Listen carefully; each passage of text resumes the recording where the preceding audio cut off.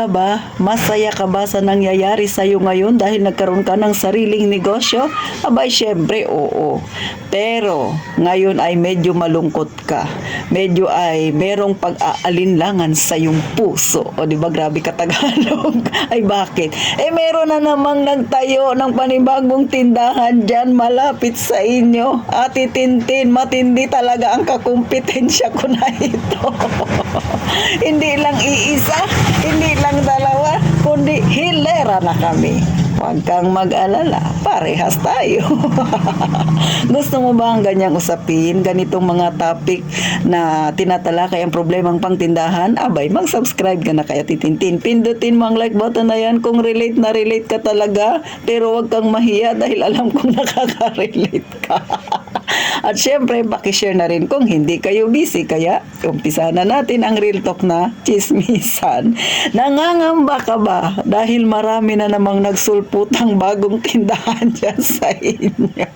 Pues hindi ka nag-iisa. Ngayon din dito sa amin, meron din ilan na kami. Halos magkaharapan ng mga tindahan, mga kasari. Pero wag kang mangamba. Pag-usapan natin yan para kahit medyo papano kumalma ka. Sisi. O number 1, kapag ikaw ay may tindahan, dapat manatili kang tapat sa iyong customer. Ano ba yung tapat? Pag sinabi mong 1 kilo ang iyong bigas, dapat 1 kilo yan pag tinimbang. Huwag mong babawasan ng kalahating guhit. Bakit ko nasabi? Kasi mga kasari, sa experience ko meron dito sa akin bumibili ng bigas. Sa totoo lang, medyo malayo siya sa akin. 3 tindahan pa ang malapit sa kanya bago yung akin. Pero dito siya bumibili sa akin ng bigas. Bakit? Number 1, gusto niya yung lasa ng bigas ko. O, di ba? Kasi ang binibili kong bigas ay Hasmin. Number 2, sakto daw ang aking timbang sa kanyang kiluhan. Ibig sabihin, si Ate Tintin, hindi nandaraya. So, gano'n yan mga kasari. Dapat tapat ka. Huwag mong dadayain ang iyong customer. Pag 1 kilo ang pinag-usapan na siya niya ring binayaran, dapat sakto yan, mga kasari. O, next. Number 2, dapat ikaw ay patas. Ano ba yung patas? Dapat kung magpipresyo ka, yung sakto lang. Huwag naman overpricing dahil gusto mo lang kumita ng malaki. Pag nalaman nila na overpricing ka, hindi na yan sa'yo bibili. At kahit doon sa mga 1 kilong bigas na yan, mga kasari, pag nalaman nila na may bawas, hindi yan sa'yo bibili. Kasi nga, sabi ko nga sa inyo, experience ko yan, yung bumibili dito sa akin, kaya siya sa akin bumibili. Kasi nga, sabi niya, yung binibilhan niya raw ay hindi naman daw sakto. Tinimbang niya raw ngunit kulang. O, mga kasari. So, ibig sabihin, mahalaga ang customer feedback. Bakit ko naman nasabi yan? Siyempre, karamihan sa mga customer natin, mga marites din yan. Pagka ikaw nagkamali, ichichismis ka rin yan doon sa kapitbahay niya. Itong kapitbahay niya, siyempre, ang gagawin niyan, hindi din yan doon bibili kung saan yung ichinichismis niya. Kaya mag-ingat kang tindera ka, maging tapat ka at patas. Para magkaroon ka ng loyal na customer, mga kasari. So, hindi mahirap ang magkaroon ng customer kung sa umpisa pa lang ng iyong pagtitindahan, ikaw ay tapat, ikaw ay patas, para ang customer feedback sa'yo ay maganda. Di ba mga kasari? Simpleng pag-uugali lang yan, mga kasari, na meron tayong mga may-ari ng tindahan, pero malaki ang impact niyan sa ating mga customer. Siyempre, magiging maganda rin yan ang mangyayari sa atin kasi nga dadami yung ating customer. At siyempre, dagdagan pa natin ang ugali para magkaroon tayo ng customer na magiging loyal. Dapat marunong din tayong makisalamuha. Pero wag to the max ang pakikisalamuha. Bakit? Kasi minsan pag sobrang pakikisama mo, yan din yung pagsisimula ng utangan. Yung pag-uutangan na yan din yung pagsisimula na kung bakit nagkakaroon ka ng kasamaang loob. Kaya sa pakikisalamuha, dapat nasa level lang. Dapat hinay-hinay rin, mga kasari. At huwag masyadong super close sa inyong mga customer, mga kasari. Yung saktuhan lang. So, alam nyo mga kasari, marami pang pwedeng ugali na ang isang tindera na dapat meron tayo. Pero, para sa akin, importante rin yung pagiging tapat. Yan ang pinaka-importante. Ang patas sa ating mga customer, syempre.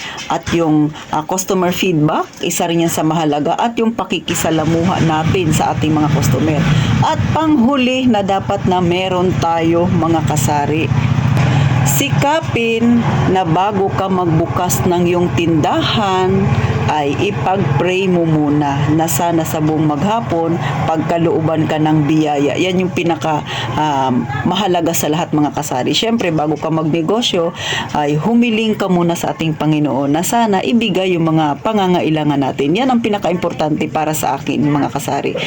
The rest ay ibibigay niya na lang yan sa'yo. Kasi siyempre kung may takot ka sa ating Panginoon, hindi mo gagawin yung mga bagay na hindi maganda at nakakasira sa iyong tindahan. Kaya nga, yung mga sinasabi ko na yan sa inyo, magiging guide nyo lang po yan. Pero kayo pa rin yung masusunod kung paano ninyo i-handle ang inyong customer. Pero sa mga ganyang problema na dumarami ang ating mga kakumpetensya, mas mainam, meron tayong ganyang ugali para mga kasari, yung ating mga customer manatiling loyal sa atin. Meron pa rin tayong mga customer na tatangkilik sa ating maliit na tindahan. So hanggang dito na lang si Ate Tintin. Kung ganyan ang pinoproblema mo, huwag mo masyadong alalahanin yan. Mag-focus ka sa iyong negosyo. Gawin mo lang itong ugali na dapat meron ang isang tindera. Gawin mong masaya ang iyong pagtitinda. Huwag kang sisimangot sisi. Si Ate Tintin nga, wala pa masyadong benta. Nakangiti pa rin. Syempre, kung lagi ako nakasimangot, nagbablog ako, tatangkilikin nyo ba si Ate Tintin? Abay, sa palagay ko, hindi. Yung iba nga dito, alam ko, naka-subscribe lang kay Ate Tintin kasi natutuwa sa akin dahil lagi akong nakangirit. Pero syempre hindi masama ang makisama mga kasari. Pero hinay-hinay lang. Kumbaga level lang tayo mga kasari. Kasi alam nyo naman ang mga problema kinakaharap ng isang may tindahan pag sobra ang close ninyo sa inyong customer. Alam nyo na ang ibig kong sabihin.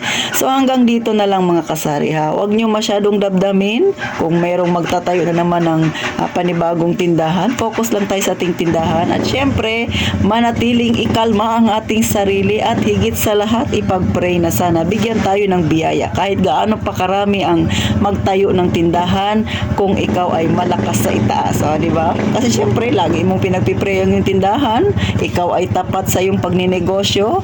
Ikaw ay patas sa pagpipresyo, maganda ang customer feedback, maganda ang pakikisama sa mga customer, why not na hindi ka magkaroon ng maraming sales? Why not na hindi maging maayos ang benta mo sa buong maghapon? Hanggang dito na lang.